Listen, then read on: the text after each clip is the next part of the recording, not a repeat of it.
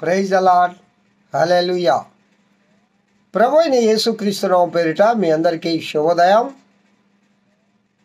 ప్రియ దేవుని బిడ్డలారా, ఈ మార్చి నెల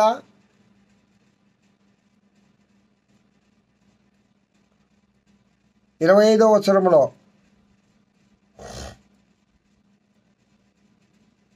ఈ 4వ తేదీ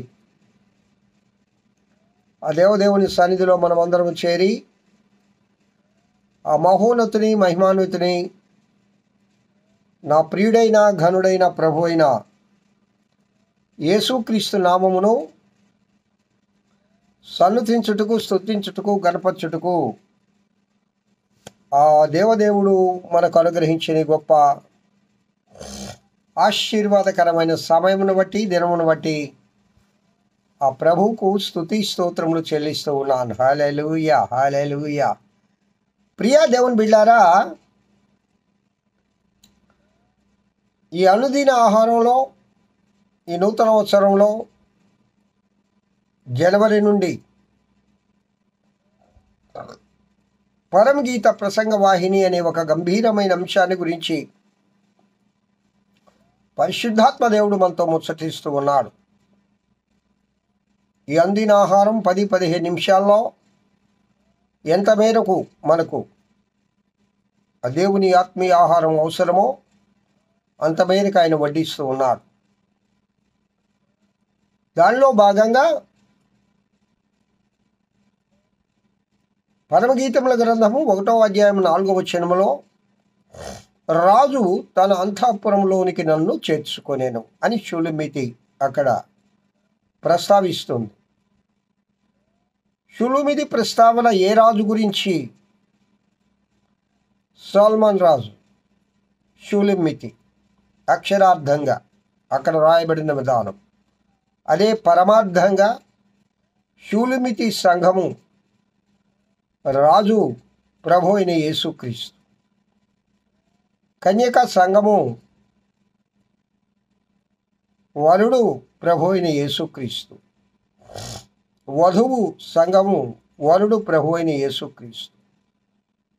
కావున అక్కడ మనము ఈ మాట మాట్లాడాలి. ఏమని? రాజు తన అంతఃపురములోనికి నన్ను చేర్చుకొనేను. హల్లెలూయా. పౌలు గారు చూడండి, మంచి పోరాటం పోరాడి తిని నా పరుగును కడముట్టించి తిని ఎంత తృప్తిగా ఆ మాట చెప్తాడు చివరి దశలో, చివరాంకంలో, జీవిత చివరాంకంలో. అలాగే ప్రియులారా, ఆ రాజు సొలొమోను రాజు కదా. రాజుల 1వ గ్రంథము, 2వ గ్రంథము, దినవృత్తాంతాల గ్రంథాల్లో ఈ రాజుల ప్రస్తావన ఉంది. కావున ఈ రాజుల గురించి మనం కొంతవరకు తెలుసుకుందామని ఆత్మదేవుని సహాయంతో ఈ ఆలోచనలు మీ ముందు పెడతా ఉన్నాను. ఇప్పుడు ఉత్తర రాజ్యము, దక్షిణ రాజ్యము. ఉత్తర రాజ్యం అనగా ఇజ్రాయేలీలు, దక్షిణ రాజ్యం అనగా యూదా రాజ్యము. ఇజ్రాయేలీలు 10 గోత్రాలు, యూదా రాజ్యము 12 గోత్రాలు. ఇప్పుడు ఉత్తర రాజ్యంలో ఇజ్రాయేలీలను ఏలిన రాజులు 19 మంది, దక్షిణ రాజ్యంలో యూదులను ఏలిన రాజులు 20 మంది. ఇప్పుడు ఉత్తర రాజ్యమును ఏలిన రాజులు, ఇజ్రాయేలీని ఏలిన రాజులు 10 మంది గురించి మనము తెలుసుకున్నాం. 11వ వాడు క్రీస్తు పూర్వం 814వ సంవత్సరంలో సింహాసనం ఎక్కాడు.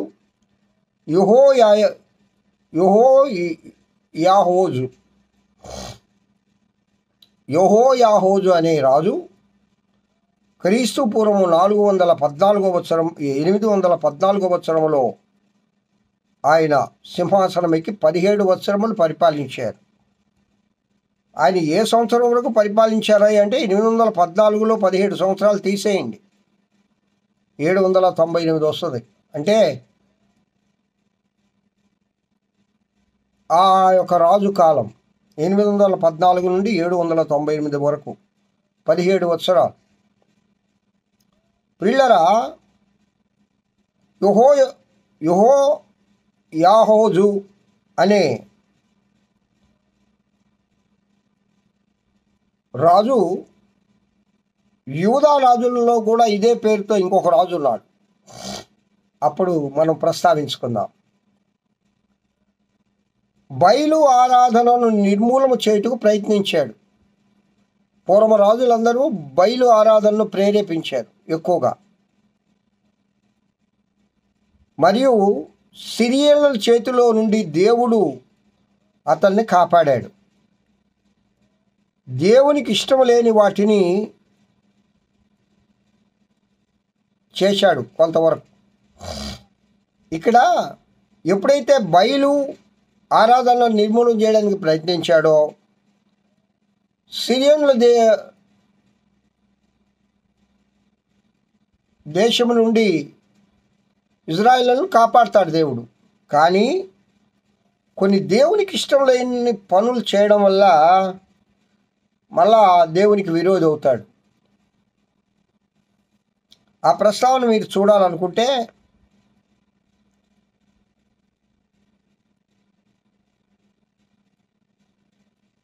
రెండవ రాజుల గ్రంథము 13వ అధ్యాయము 1 నుండి 9 వరకు ఈ యెహోయాహోజు రాజు యొక్క చరిత్ర అక్కడ ఉంటుంది. తర్వాత 12వ పేరు యోవాషు. ఈ యోవాషు అనే రాజు 798లో సింహాసనం ఎక్కి 793 వరకు, అనగా 798లో సింహాసనం ఎక్కుతాడు. 11 సంవత్సరాలు ఈయన రాజుగా పరిపాలిస్తాడు. ఎలీషా ప్రవక్తను బాగా గౌరవించాడు ఈ యొక్క రాజు. సిరియనులు పట్టుకొనిన పట్టణమును మరలా పట్టుకున్నాడు. యూదా యొక్క తన రాజునకు ఈ పేరు కూడా గలదు. దేవునికి అయిష్టమైనవి కొన్ని చేశాడు. దేవునికి ఇష్టమైన కార్యాలు ఈ రాజులు ఎవరు కూడా చేయలేదండి. ఎవరు కూడా ఇప్పటికీ ఇజ్రాయెల్ రాజుల్లో ఈ 12 మందిలో మనం తెలుసుకుంటా ఉన్నాము. దేవునికి ఇష్టమైన సంపూర్ణంగా ఎవరు కార్యాలు చేయలేదు. రెండవ రాజుల గ్రంథం 13వ అధ్యాయం 10వ వచనం నుండి 14వ వచనం వరకు, 10 నుండి అలాగే 14, 16 ఈ యొక్క అధ్యాయాల్లో ఈ యోవాషు గురించి మనకు తెలియజేయబడుతుంది. ప్రియులారా, 13వ రాజు రెండవ యెరోబాము. మొదటి రాజు యెరోబాము కదా, రెండవ యెరోబాము. ఈయనైతే 41 సంవత్సరం పరిపాలించాడు. సాల్మన్ రాజు, సౌల్ మహారాజు, దావీదు రాజు, వీరు 40 years పరిపాలించారు వెరసి ఒక్కొక్కరు. ఈ రెండవ యెరోబాము 41 సంవత్సరాలు ఇజ్రాయేల్ రాజ్యాన్ని పరిపాలించాడు. ప్రియులారా, ప్రవక్త అయిన యోనా, హోషేయ, ఆమోసు అనువారి కాలం, వీరి కాలంలో ఆ ప్రవక్తలు ఉన్నారు. దేశము సస్యశ్యామలమైంది. కోల్పోయిన దేశాలన్నీ కూడా మరలా పట్టుకొనబడినవి. కానీ కొంత మైనస్ ఏంటంటే దేవునికి అసహ్యమైన వాటిని కొన్ని చేశాడు. కొంతవరకు దేవుని యందు భయభక్తులు కలిగి ఉన్నాడు, కానీ దేవునికి అసహ్యమైన కార్యాలు కొన్ని చేశాడు. రెండవ రాజుల గ్రంథం 14వ అధ్యాయము 23 నుంచి 29 వరకు ఈయన ప్రస్తావన ఉంటుంది. చూడండి. రెండవ యెరోబాము. 14వ రాజు జకర్యా. కేవలం 6 నెలలు మాత్రమే పరిపాలించాడు. దేశం బలహీనమవడం ప్రారంభించింది. దేవునికి అసహ్యమైన వాటిని చేశాడు ఈయన కూడా. 2వ రాజుల గ్రంథము 15వ అధ్యాయము 8 నుండి 12 వరకు ఈ జకర్యా ప్రస్తావన ఉంటుంది. క్రీస్తు పూర్వము 753లో ఈయన పీఠమెక్కాడు. క్రీస్తు పూర్వము 752లో షల్గూము అనే రాజు పీఠమెక్కాడు. ఈయన ఓన్లీ 1 మంత్ మాత్రం రాజరకం చేశాడు. జకర్యాను హతమార్చి ఈయన పీఠమెక్కి 1 నెల ఉన్నాడు. తర్వాత ఆయన కూడా చంపేశారు. అంతే కదా, కత్తి ముట్టుకున్నాడు, కత్తి చేసి చచ్చిపోతాడని. 2వ రాజుల గ్రంథం 15వ అధ్యాయము 13 నుండి 15 వచనాల వరకు. పిల్లరా, ఇప్పుడు మనం 15 మంది ఈ రాజుల గురించి మనం టూకీగా తెలుసుకున్నాం. వీరి గురించి చదువుతూ ఉన్నప్పుడు పరిశుద్ధాత్మ దేవుడు నాకు బోధించిన విషయం ఏంటంటే, నువ్వు రాజువైనా కావచ్చు, మంత్రివైనా కావచ్చు, అధికారివైనా కావచ్చు, రాజకీయ నాయకుడివైనా కావచ్చు, విశ్వాసమైనా కావచ్చు, ఉద్యోగమైనా కావచ్చు, ఐఏఎస్ ఐపీఎస్ ఆఫీసర్ అయినా కావచ్చు, కూలి పనివాడివైనా కావచ్చు, దేవుడు నీకు ఏ పని అప్పగించాడో ఆ పనిని నమ్మకంగా చేయాలా. 2వది, దేవుని యందు భయభక్తులు కలిగి ఉండాలి. దావీదయ్య ఆ విధంగా చేశాడు ప్రియులారా. సొలొమోను కూడా ఆ విధంగానే చేశాడు. చివరి దశలో, జీవిత చివరాంకంలో అన్య స్త్రీలను వివాహం చేసుకొని అన్ని దేవతలకు పూజ చేశాడు. అయితే ఇక్కడ మనం చూసిన ఈ రాజులందరూ కూడా, ఈ 15 మంది షల్గూము వరకు దేవునికి ఇష్టమైన కార్యాలు చేసి దేవుని ఉగ్రతకు పాలయ్యి, రాజు దేవుని ఉగ్రతకు పాలైనప్పుడు ప్రజలు కూడా దేవుని ఉగ్రతకు పాలైపోతారు.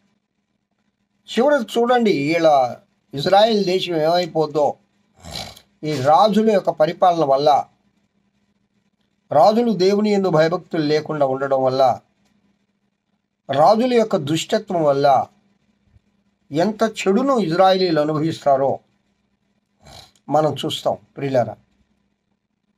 చెరబట్టబడతారు. 70 years చెరబట్టబడతారు. కావున దేవుడు ఇచ్చిన ఆయన ఇచ్చిన కృపను మనం జాగ్రత్తగా కాపాడుకోవాలంటే దేవుని యందు భయభక్తులు మానక కలిగి ఉండాలి. దేవుని ప్రార్థించడము, దేవుని కృపను కొరకు కనిపెట్టడము మర్చిపోకూడదు. దేవుని చిత్తానుకూలంగా మనము నడుచుకోవాలి. దేవుడు నీకు ఏ స్థాయి అయితే ఇచ్చాడో ఆ స్థాయిలో, ఒకవేళ నువ్వు దైవజనుడివా, ఒకవేళ సువార్థికుడివా, ఒకవేళ సంఘంలో ఒక మంచి పరిచర్య ధర్మం చేసేవాళ్ళ, లేక మరి ప్రభువు ఏ కృప ఇచ్చాడో ఆ కృపను మీరు పొందుతూ ఆయనలో కొనసాగుదుము గాక. అలాంటి కృప మహదైశ్వర్యమును నా ప్రియుడైన యేసయ్య మనందరికీ దయచేయునుగాక. ఆమేన్. దేవుడి ఈ వాక్యము దీవించును గాక. తర్వాత రేపు 4 రాజుల గురించి చెప్పుకుంటే ఈ ఉత్తర దేశపు రాజులు అనగా ఇజ్రాయేల్ రాజుల గురించి సంపూర్ణమైపోతుంది. తర్వాత దక్షిణ దేశ రాజుల కాడికి, యూదా రాజుల దగ్గరికి వెళ్ళిపోదాం. ప్రియులారా, ప్రార్థన చేసుకుందాం. మహోన్నతుడా స్తోత్రం, మహిమా ప్రభావములు కలిగిన దేవా స్తోత్రం. యేసయ్యా, నీ కృపలో ఈ వాక్యం వింటున్న బిడ్డలందరినీ దీవించి ఆశీర్వదించమని, మీ యందు మానక భయభక్తులు కలిగి జీవించే కృప దయచేయమని యేసు నామమున పేరిట వేడుకొంచున్నాను తండ్రి. ఆమేన్. తండ్రి అయిన దేవుని నుండి, కుమారుడైన యేసుక్రీస్తు నుండి, పరిశుద్ధాత్మ అన్యోన్య సహవాసం వాక్యం వింటున్న బిడ్డలందరికీ, సర్వలోక పరిశుద్ధులకు, సార్వత్రిక సంఘానికి ఇప్పుడు ఎల్లప్పుడు సదాకాలం తోడయుండి నడిపింపబడును గాక. Amen. Amen. Praise the Lord. Have a good day. ఈ దినమంతా ఆయన కృపాక్షేమములే మీ వెంట వచ్చునుగాక. హల్లెలూయా.